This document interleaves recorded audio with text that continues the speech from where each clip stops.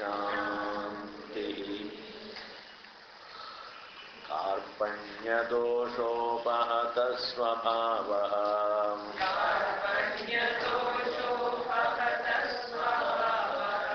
Prichhami tvam dharma sammudha chetaha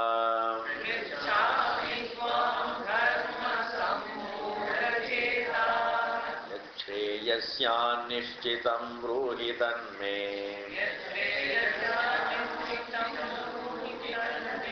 Shishyasteham shadhimam tvam prapannam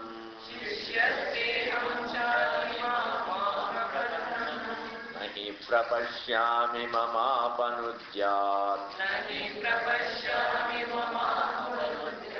Yacchogamuccoshanam indriyanam Avapya bhuma vasapatnamriddham Rajyam suranam abhijadhipatyam Sanjaya uvacha Eva muktva Hrishikesham Udakeshah parantapa Ayotsya iti govindam Dvatushnim babhuvaham Tamuvacha Hrishikeshah Rahasanniva bharatam Senayorubhayor madhye Shidandamidam vachah. So we were doing this particular verse, 7th verse. Try to do this. So Arjuna says, see, I have never thought about this topic. Living a long time, living many years, ignoring a given essential topic, that ignoring for a long time is what is called karpanya. I have given enough vision about this word in the previous class. Supposing I don't think about something non-essential, that's doesn't matter. But if I ignore some essential topic for a long time, for many years, then it's karpanya, means what? Indifference for a number of years. Ultimately, the implication is that indifferent. I have ignored it for a number of years. It's like I should have thought of it, but I did not think of it a number of years.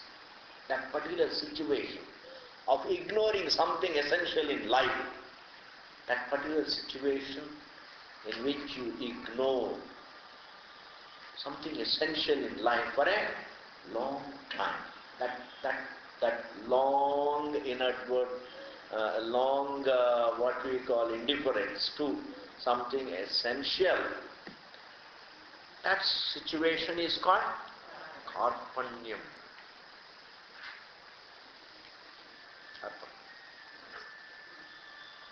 Ignoring something very important in life for a long time, and that's possible only when you went for your ambitions. Sometimes you go after your ambitions for years, and in the process sometimes you ignore something essential. Something essential, like you ignore your health for a long time. For 25, 30 years you started business, after 25, immediately after marriage, And till 50, 55, really you have been working day and night in the process, you have really neglected your health. And it is only when the first symptom of old age comes, then you start wondering, my God, what have I been doing? Then you wake up. You wake up to the fact that you have been neglecting something essential in life for a long time. It's called karma. Arjuna has been neglecting this topic. That is, what is attachment, what is dharma, what is duty, what is important. Should we live for our duties, or should we live for the people for whom we have attachments? Not only that, in the last class I introduced a very serious, very important topic. Our problem is not only that what is just, it is not only that we have to find out what is right and what is wrong. That's nothing. The main problem is understanding why I should be right. Why should I be good in life? Why should I be truthful in life?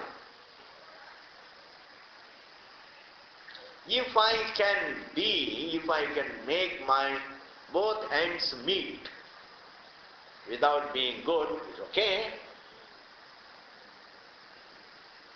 Why should I be good? Therefore, that being good, is it a formality in the society? Is it just to create harmony in the society, or does it have some special, advantage for me? It has some special blessing for me.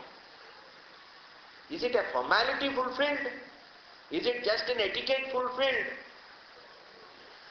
Or is it something much more than that? Or is it something much more than that? Goodness means, that is dharma. Why should I be dharmic? In fact, a lot of Bhagavad Gita unfolds. Hey, your being good is necessary for you, because it is not some etiquette, it is not some ritual, it is not some formality, it is not some law obeyed. It is not some what we call a law followed. Goodness is you take to the path that will unfailingly liberate you in time. It is taking to the path that never fails to make you happy. And therefore it is goodness to follow dharma, to be a good human being, doesn't amount to following a particular rule or law. It doesn't amount to being really being obliging the society. When you are good, you are not obliging the society. You are not obliging the law. You are not obliging anything, any code. You are not obliging any code. In fact, you are being wise, because your goodness, your dharma will never fail to make you happy. What makes you happy choicelessly is dharma.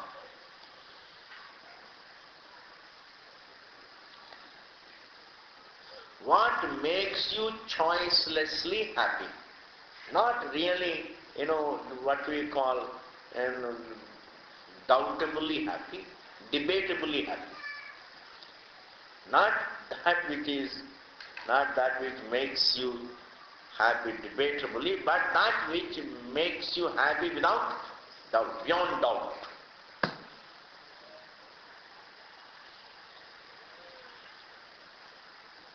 So this is what Krishna is going to unfold throughout, really. A lot of verses are going to be shown, the connection between dharma and happiness, dharma and freedom, dharma and the ultimate liberation. So it is meant for me.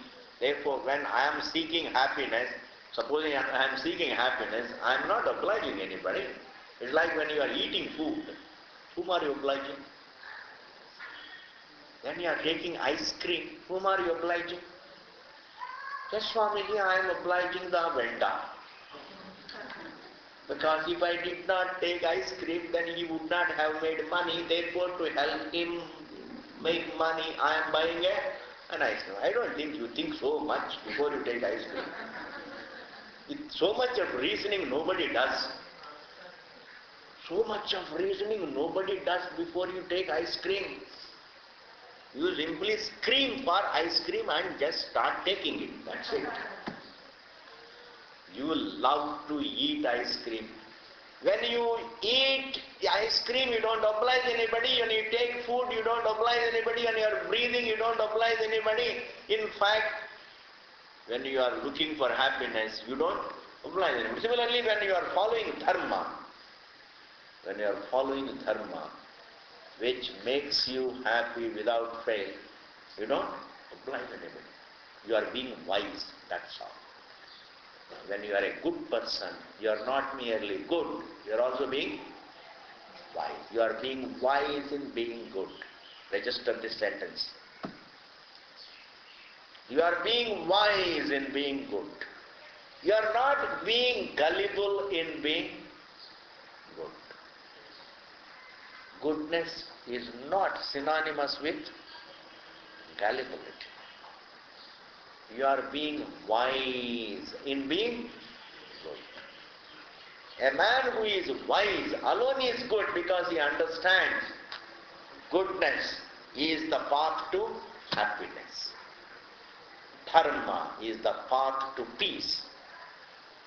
Dharma is the path to freedom. He understands this. Therefore, a person who follows the path of dharma is being wise. A good man is a wise man. I am making this statement and I will defend it throughout. I will defend every word that I speak, please understand. Every word I speak in the Shastram, I will defend. A good man is a wise man. Because he understands that is the path to happiness. Now Arjuna says, Hey Bhagavan, I do not know how dharma, duty, is so closely related to our happiness. Is duty related to our happiness the same way as food is related to, as some comfort is related to my happiness? Duty is related to our happiness much more closely than the objects are related to our happiness. Objects are related to our comfort. Objects are related to our physical comfort, whereas duty is related to our mental purity, mental growth, mental happiness. Arjuna doesn't know all this. That is why he says, I am totally confused I have a lot of doubts about these things, and therefore, Bhagavan, please tell me what I should do. Yati Shreya, see the next line. Let us move. Yati Shreya. What is Shreyas? Shreyas. Yat Shreya. What is Shreyas? Syat shall be Nishchitam, for certain, without any ambiguity. Bruhi, may you teach. Tat, that may to me. May you only teach me that which is sure to give me Shreyas. Don't guide me on the path that might or might not take me to happiness. Guide me on the path which is sure to take me, take me to happiness. Because if you take a path which may or may not, then you cannot even enjoy treading that path. Did you hear the sentence? You cannot enjoy treading a path which may or may not make you happy. It is better to tread a path that is sure to make you happy. That path is the path of duty and values. That path is a path of duty, values, self-control. All these things will come as we proceed. Shreyas is something different from a temporary comfort. It is better. Life always brings before us always two things.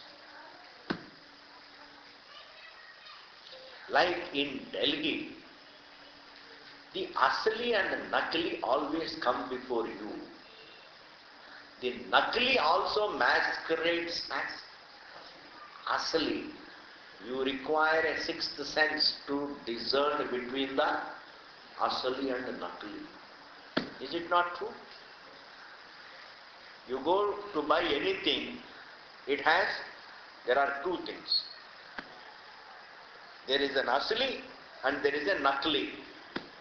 And in fact the Nakli looks more Asli than the Asli. The Nakli is so attractive. But you need a sixth sense to find out exactly what is the Nakli. In the same manner, understand, in life, two things come before us. One which is good for us. Good means which is sure to make us happy. That is called Shreya. The other which promises to give us a temporary thrill, a comfort and a sense pleasure, but it doesn't guarantee shanti, peace. In fact, it doesn't, like supposing taking some alcohol. I am taking a very drastic example. Alcohol is something which definitely it's tempting, but it doesn't promise. It is not sure to make us happy. In fact, you know that it is not going to make me happy, even though it can give me a relief. Anything that gives me a little temporary relief is called prayers. Let me define it this way. Are you able to follow? Anything that gives us a temporary relief, like take a little alcohol, you feel little relief. Take some ice cream, little relief. Take some coffee, little relief. Or go and meet your girlfriend for a few minutes, gives you a relief. Or some friend, something tempting, something attractive, something pleasant, something nice. There are certain objects, certain attractions in this creation. This world is full of certain attractions which can really absorb your attention for a while. Even when you are most depressed, at that time, there are certain attractions which can hold your attention. Even when you are depressed, very, very depressed, then suddenly you are served very good food, the food of your choice, definitely it will make a difference. Any attractive thing can give you a relief. That is why man always falls for attractive things. It is not that really man runs after attractive things in this world for nothing. It is not for nothing, because they always give you a relief. And relief is highly valued when man is in dire trouble, when he is in real mess, He is in a real mess. Even a relief is welcome. Even a relief is welcome. And that is why man goes after relief after relief. This relief giver is called prayers. I am introducing a word.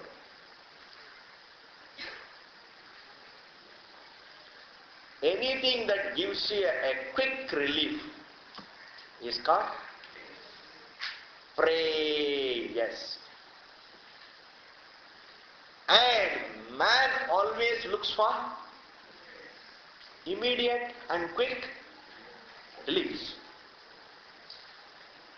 And we can't blame him, because I don't want to be in a mess.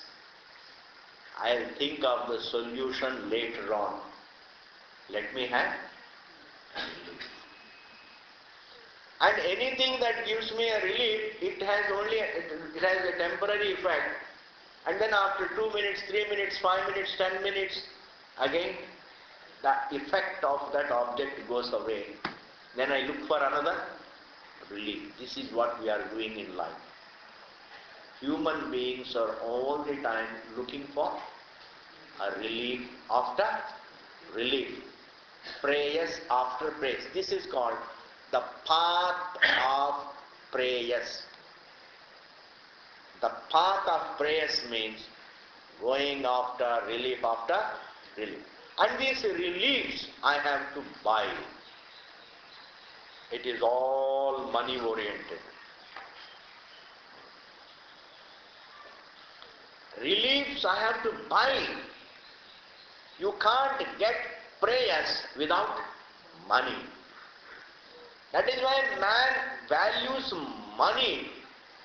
He values money because he values prayers. Are you able to say it? Say prayers. Yes. Pray, yes. If you pronounce even one Sanskrit word correctly, you burn out one Janma's papams. One Janma's papam will be burned.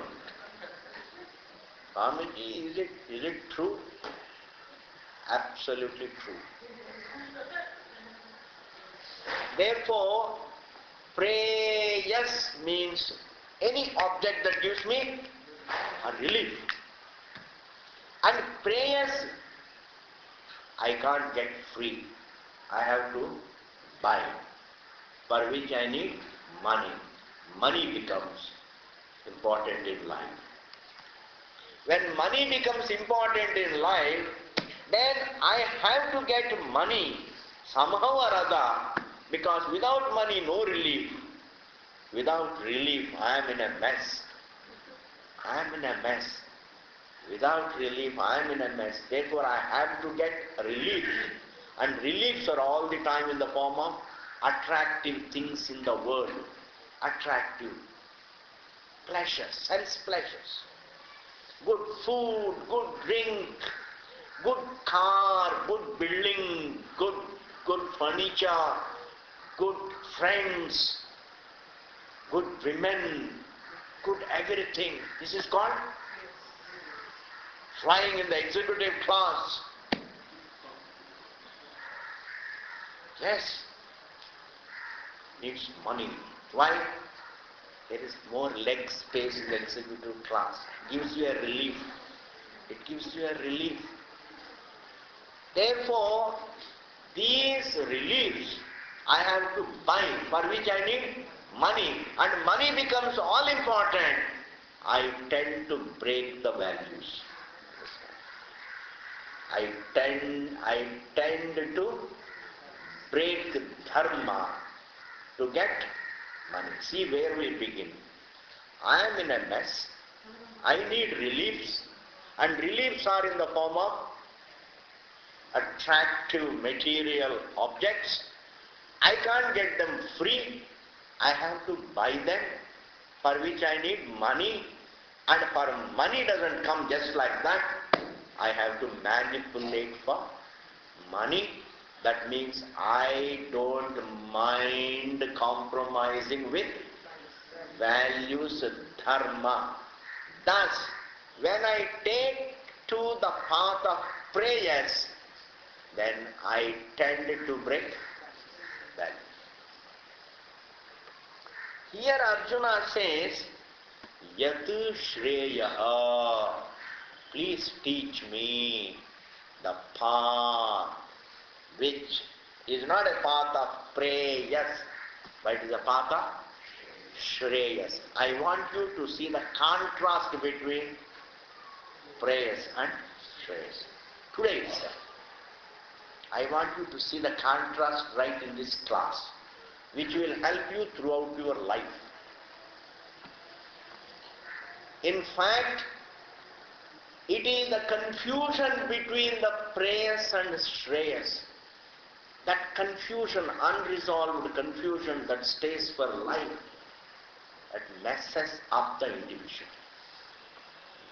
It's a small confusion, but if you clear, if we get even a bit of clarity, it will go a long way in guiding you correctly. Like even a ray of sight.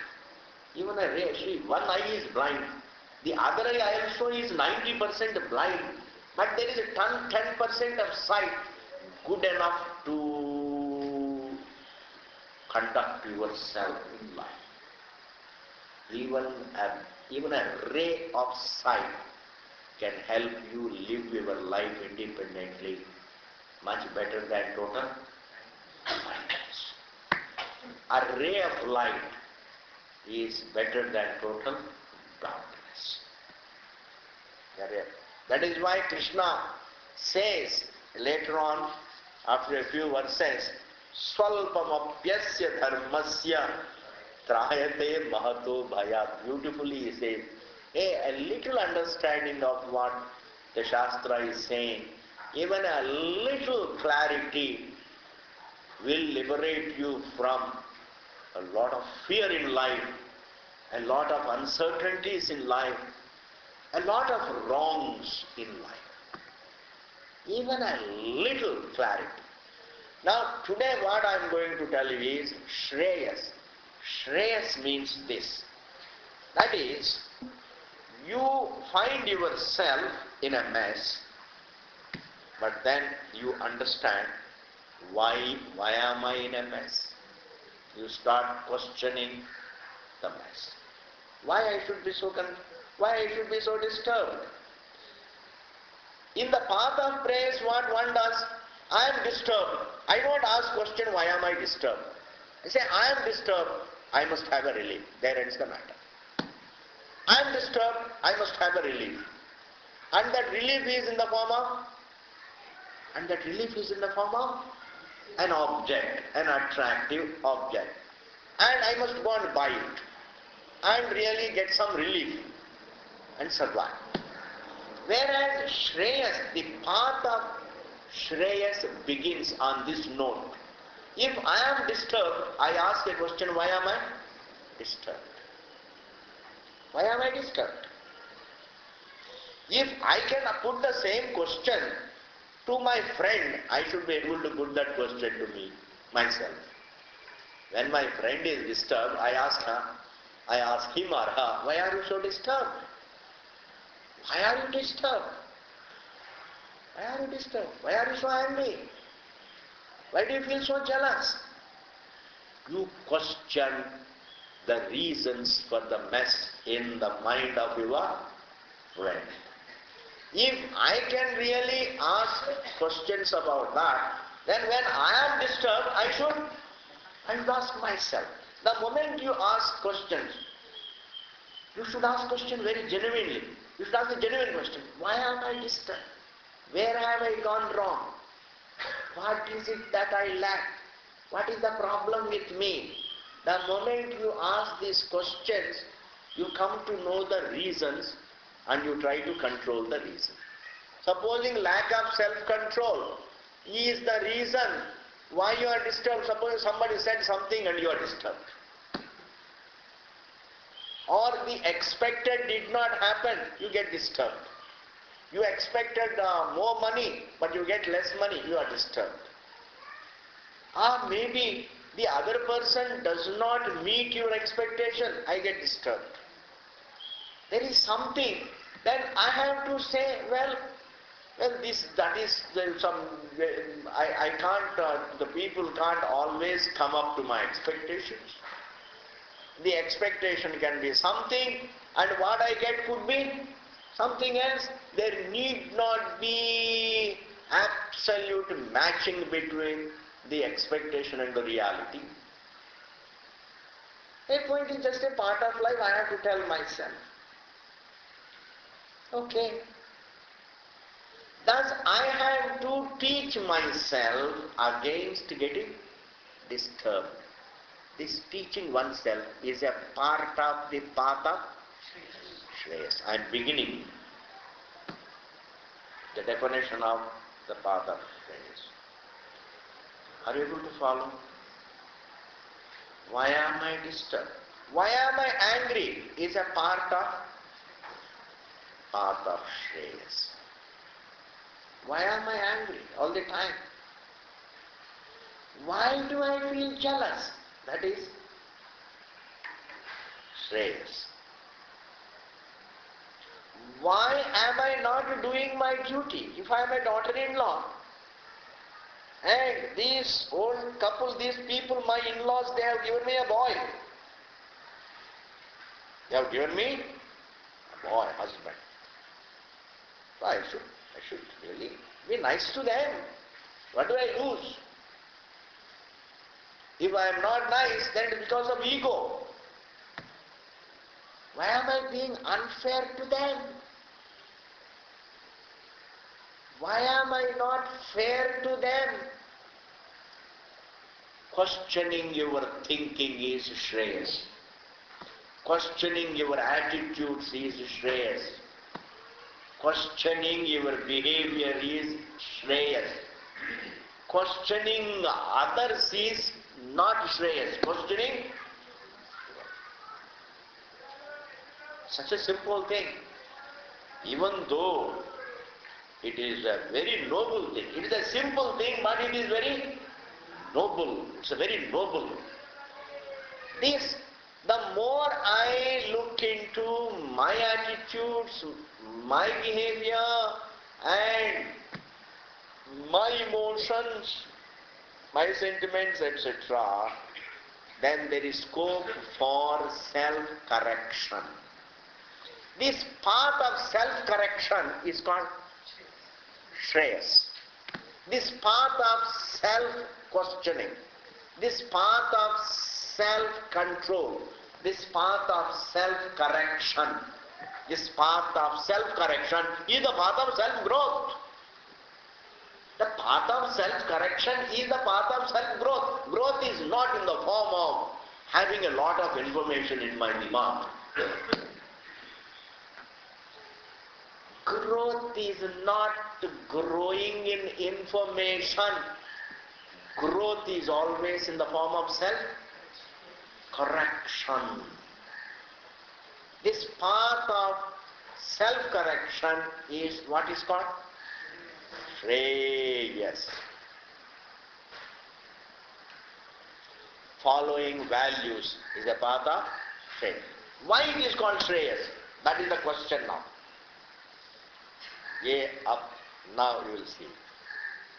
Why do we call values Shreyas?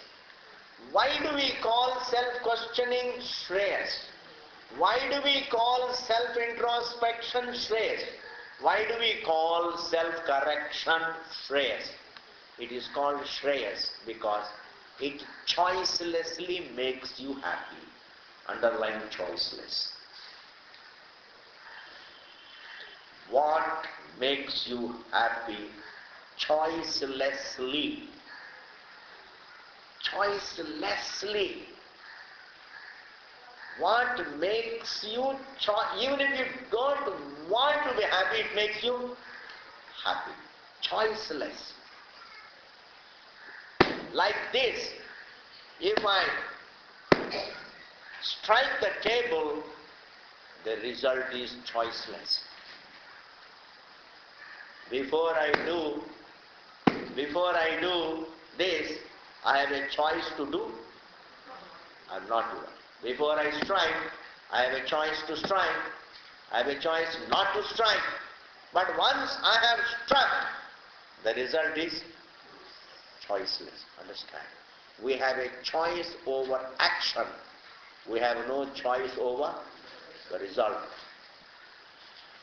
We have a choice over action, and once we have done the action, we have no choice over the result. What Bhagavan says, karmanyevadhikaraste ma phaleshu kadachana. Therefore, what should you do?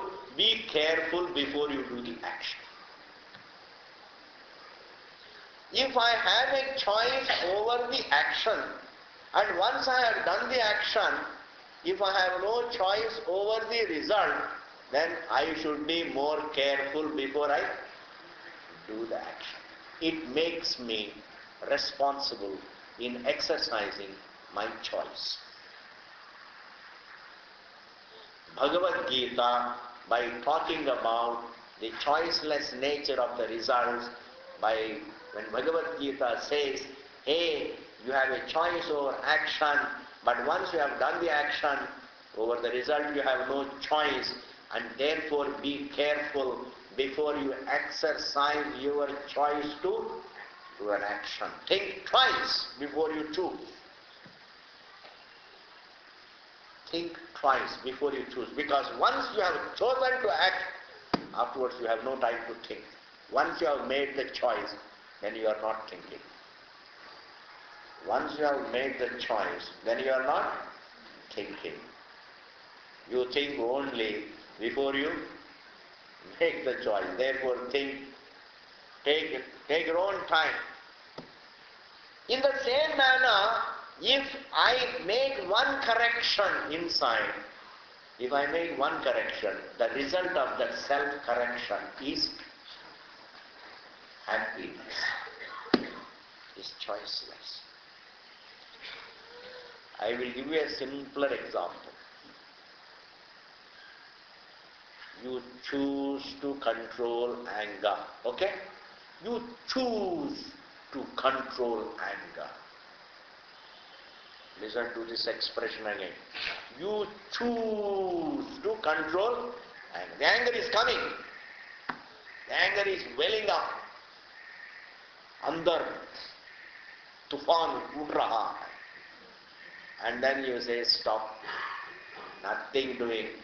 I just control my anger. What I quieten myself. The result is what? The result of quietening anger is shanti. I become peaceful. I avoid the storm. I avoid really disturbing others. I avoid lot of damage. And then I become peaceful. Not only that, I feel happy that I have been able to successfully control my anger. This is what will give you self-confidence. This is the real spiritual self-confidence. Confidence to control my own impulses. Confidence to control one's anger is self-confidence. Confidence to control one's greed and jealousy, any impulse. If you can put a stop, if you can put a bridle on your own impulse successfully, that increases your confidence. Confidence to have control over yourself. Understand this?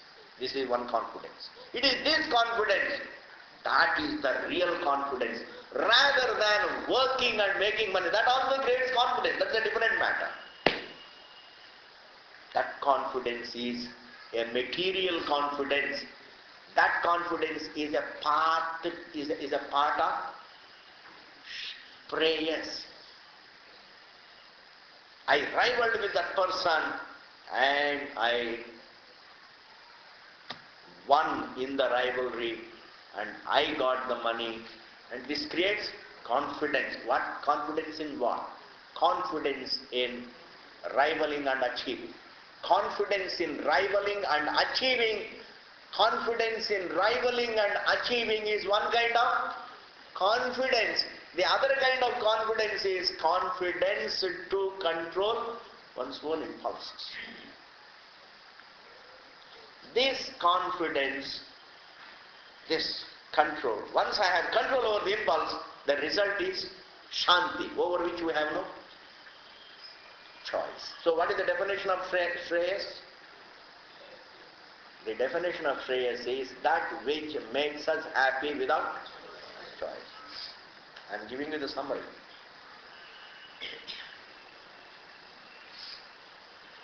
Shreyas is a path which makes us happy without choice. Krishna, Arjuna says now I have given you a small little introduction, it will come later on, and now Arjuna says, Yatu Shreyaha, He Bhagavan, that which is going to make me happy without fail, Tat Nishchitam Bruhi, that may you teach me. If you think attachments will make me happy without choice, then I will go by attachments. If you think duty is more, duty is what is going to make you happy without choice. If you think duty will make me happy without fail, then I will go after the duty. I will do my duty. But I don't know. But I am not going to follow your advice. You must make me see. That is why he says, Nishchitam Bruhi Tanme. Please teach me. He doesn't say, please advise me. You know, when you are ready, because you are not able to decide, you ask for somebody's advice, you tell me what to do. Because I don't know, I am totally confused. You tell me exactly what.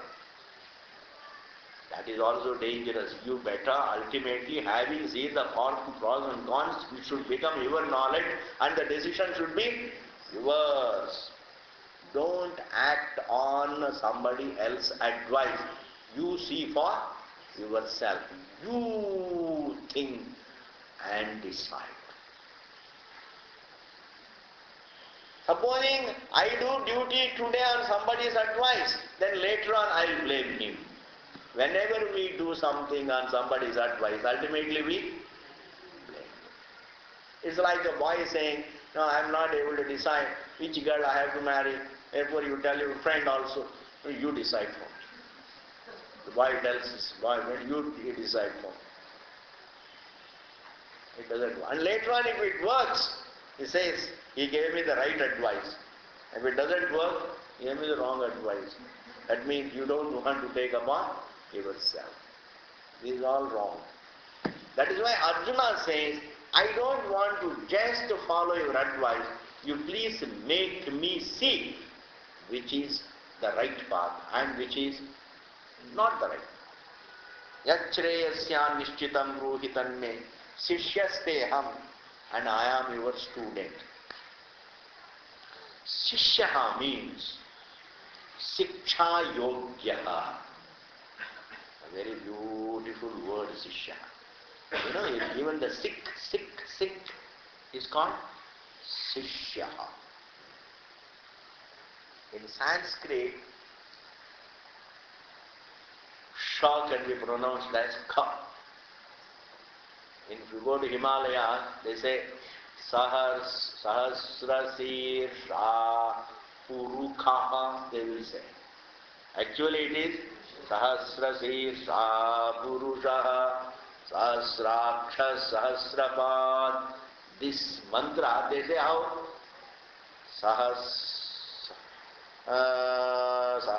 What is the word? Sahasrasir Sha Purukha. Purushaha, they pronounce it as Purukha.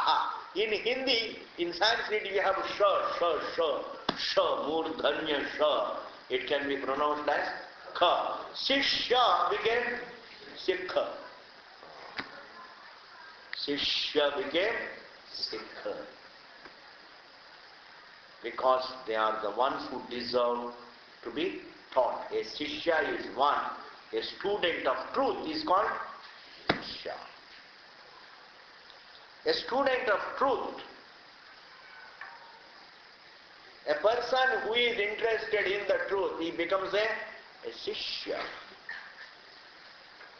And Arjuna says to Krishna, hey Bhagavan, I am not, till now I was your friend, now I am your Shishya, student. And a student is never advised, a student is taught, and let him advise himself. You give him the vision and let him decide and do whatever he wants.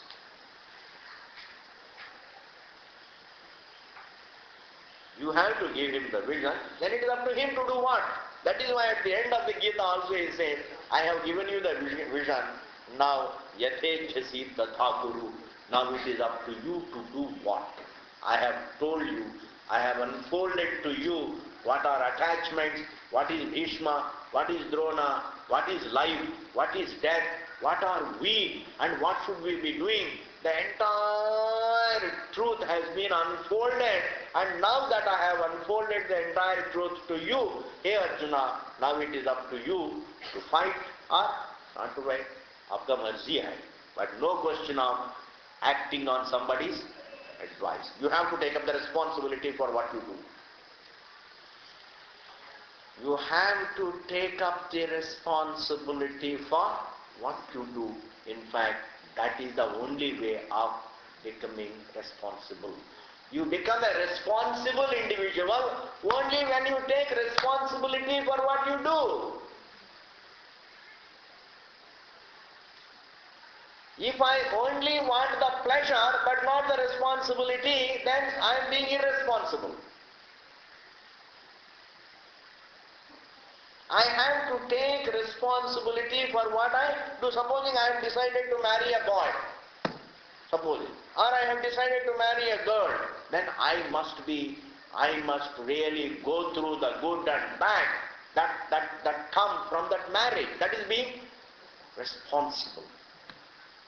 If I have to go through, so in the beginning I go around the fire, and after the marriage if I have to go through fire, I should be prepared.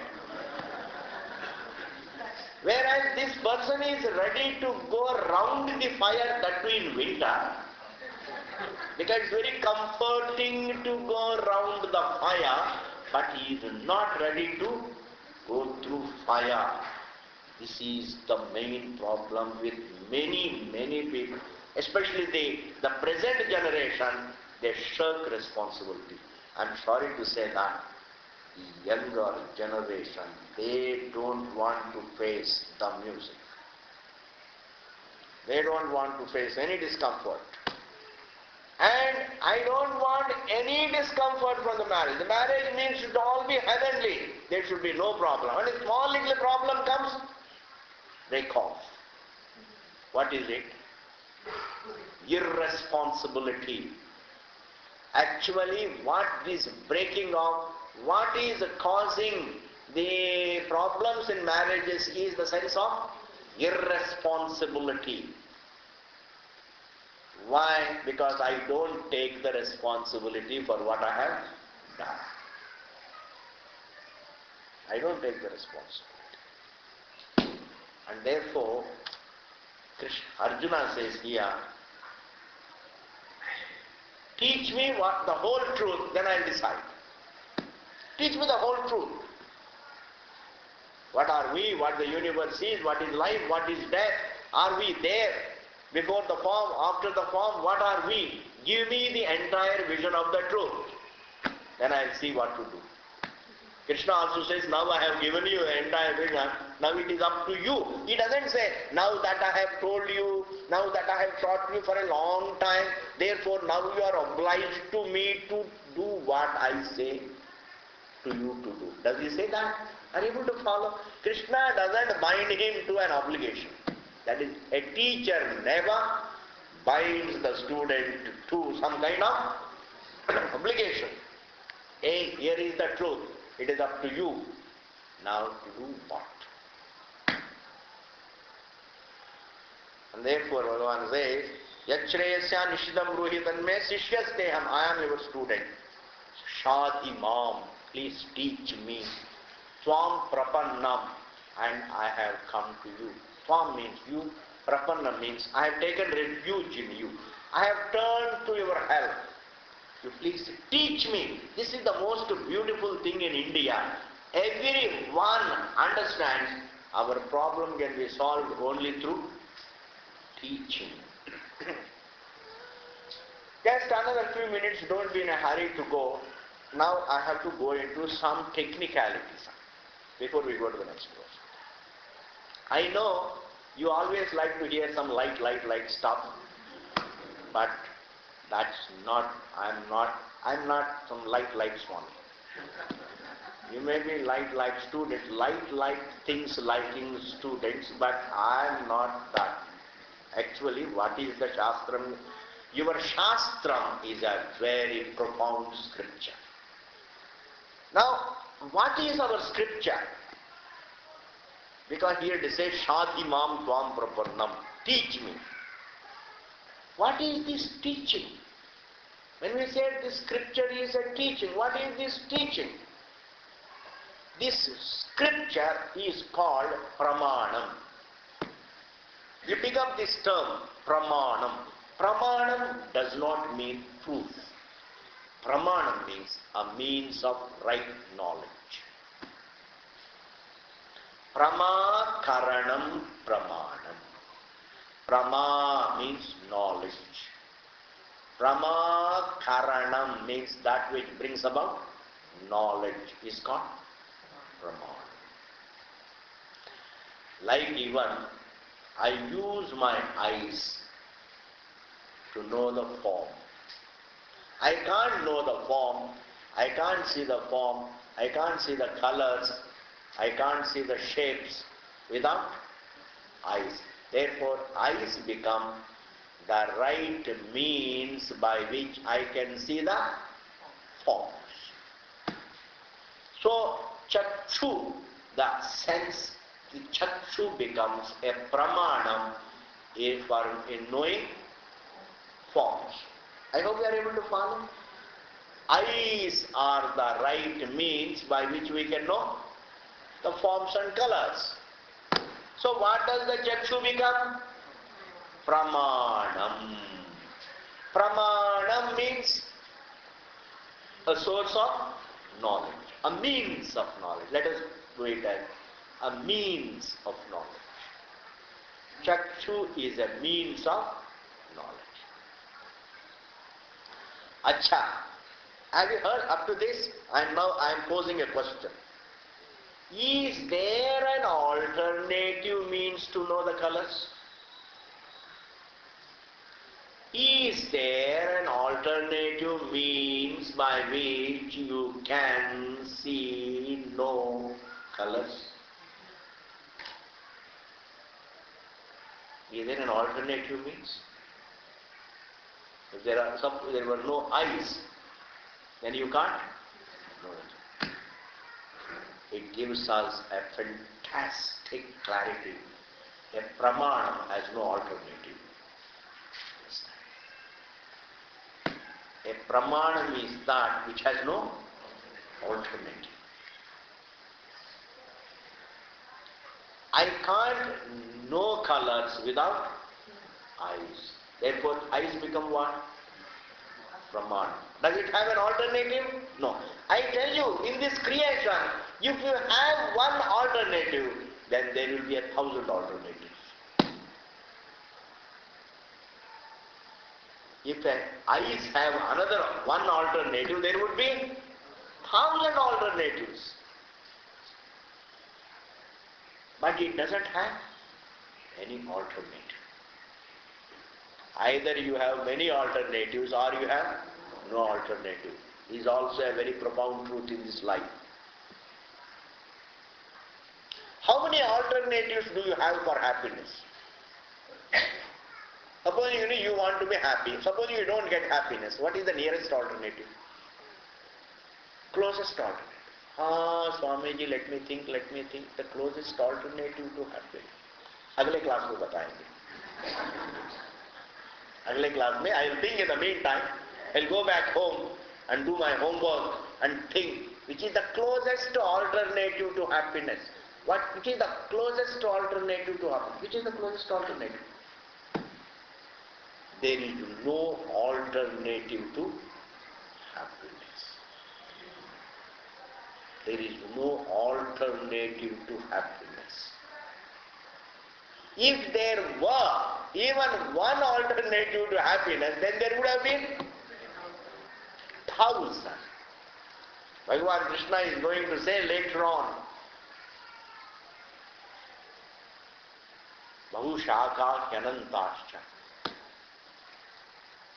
Avyavasaya Vyavasayatmika Buddhihi Egeha Guru Nandana Ananta Anantahi Buddhayaha Avyavasayana. There is a particular verse meaning, hey, the wrongs are thousands, the right is one. Right has no alternative. Because if the right has an alternative, that alternative to right, is it right or wrong? If the alternative to right, if it is right, then it is not alternative to right, it is right. And wrong cannot be an alternative to right. Krishna says the right doesn't have an alternative. In that manner, Pramanam doesn't have an alternative. In order to perceive the world, we need the senses.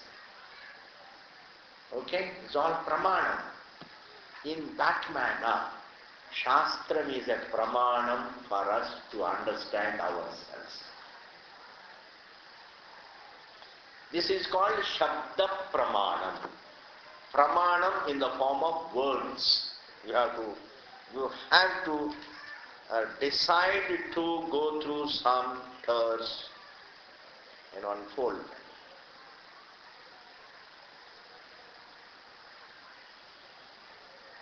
Just as the eyes are the means to know the colors, ears are the means to know the sounds. Similarly, each sense organ is a pramanam for a given sense object. And there is no alternative to the pramanam. This shastram, this is called shastram, is called a pramanam. This shastram is called a pramanam, and this pramanam is in the form of words. Words coming to me. This teaching has been there in this creation. This creation from Anadi, forever. And these are all very, I am making statements and I will unfold every one of them. Why should the words, how can the words create knowledge about myself? A question arises. These words make me turn my attention to myself. These words tell me, this teaching tells me, hey, you are counting everything in this world, but you are not counting yourself. These words are called Shabda Pramanam because they turn my attention to myself. Logically discuss with me about my nature. And if it is a Pramanam, then it should not have an alternative. Meaning, turning my attention to myself doesn't have an alternative. Turning my attention to myself has no alternative, and that it has no alternative. That turning our attention to ourselves has no alternative is verified in our deep sleep. That is, whenever you are tired, you have no alternative to sleep. And sleep means going to oneself. Why? I close my eyes, I close my memory, I go back to myself. In fact, when you close your eyes and close your memory, then you are only yourself. There is nothing else. Is there an alternative to deep sleep?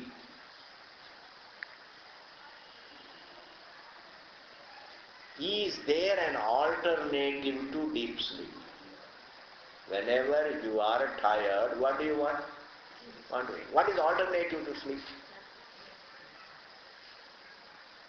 If there is no alternative to sleep for being peaceful, then there is no alternative to going back to oneself, because sleep is nothing but swapiti, swapaha, meaning going back to oneself. In Sanskrit, swapa. Have you ever heard swapa? Swapa. Swapaha means swam atito bhavati. One goes back to oneself. This going back to oneself is called swapaha, casually called sleep. The word sleep doesn't convey that it is going back to oneself. Sleep, the English term sleep, doesn't etymologically mean going back to oneself. But the Sanskrit word swapaha means going back to oneself. So if sleep is going back to oneself, and if sleep doesn't have an alternative, then going back to oneself has no alternative. That means turning our attention to ourselves has no alternative. Words teach me a reality for which there is no alternative. That makes it a pramana. If you are following, eyes reveal to me the colors for which there is no alternative. Eyes have no alternative. Ears have no alternative.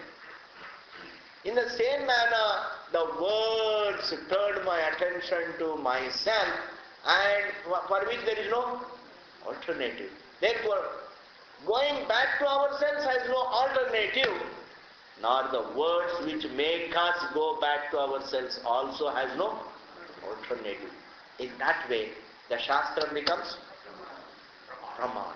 Pramanam. Say it loudly. Pramanam. Our Shastra is called Pramanam, meaning a means of knowledge which helps us look at ourselves.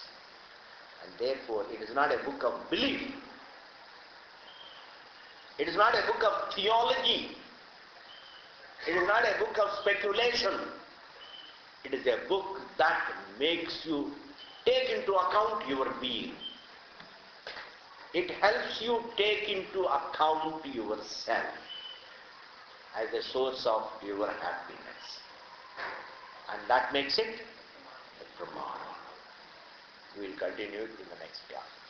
Om Sarve Bhavantu Sukhinah, Sarve Santu Niramayah, Sarve Bhadrani Pashyantu, Akashchit Dukkha Bhavet, Asato Ma Sadgamaya, Tamaso Ma Jyotirgamaya, Mrityorma Amritangamaya. Om Purnamada Purnamid Purnahat Purnamudachyate Purnasya Purnamadaya Purnameva Vasishyate. Om Shanti Shanti Shanti. Hari Om Shri Gurubhyo Namaha. Hari Om Om Tat Sat. Hari Om.